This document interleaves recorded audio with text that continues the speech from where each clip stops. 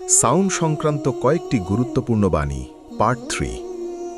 আলী ইবনু আবদুল্লাহ রহমাহুল্লাহ হুজাইফা রাদিয়াল্লাহু তাআলা আনহু থেকে বর্ণিত, তিনি বলেন, একদিন উমর রাদিয়াল্লাহু তাআলা আনহু বললেন, ফিতনা সম্পর্কিত নবী সাল্লাল্লাহু আলাইহি ওয়াসাল্লামের হাদিসটি কার মুখস্থ আছে?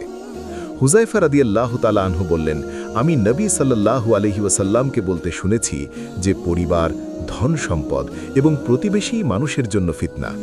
সালাত, নামাজ বা নমাজ, সিয়াম এবং সদকা এর কাফফারা হয়ে যায়।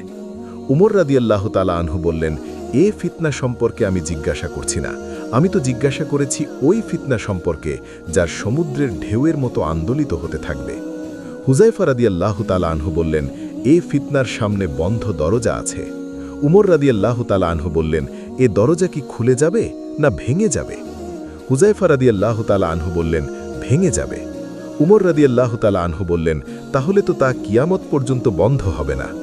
আমরা মাসরুক রাহমাহুল্লাহকে বললাম, হুজাইফা রাদিয়াল্লাহু তাআলা আনহুকে জিজ্ঞেস করুন, উমর রাদিয়াল্লাহু তাআলা আনহু কি জানতেন কে সেই দরজা? তিনি বললেন, হ্যাঁ, তিনি এরূপ জানতেন যেরূপ কালকের দিনের পূর্বে আজকের রাত। খালিদ ইবনু মখলাদ রাহমাহুল্লাহ সাহাল রাদিয়াল্লাহু তাআলা আনহু থেকে বর্ণিত, নবী সাল্লাল্লাহু আলাইহি ওয়াসাল্লাম বলেন, জান্নাতে রায়্যান নামক একটি দরজা আছে। এ দরজা দিয়ে কিয়ামতের দিন সাওম পালনকারীরাই প্রবেশ করবে। তাদের ছাড়া আর কেউ এ দরজা দিয়ে প্রবেশ করতে পারবে না। ঘোষণা দেয়া হবে, সাওম পালনকারীরা কোথায়? তখন তারা দাঁড়াবে। তারা ছাড়া আর কেউ এ দরজা দিয়ে প্রবেশ করবে না। তাদের প্রবেশের পরই দরজা বন্ধ করে দেয়া হবে, যাতে এ দরজা দিয়ে আর কেউ প্রবেশ না করে।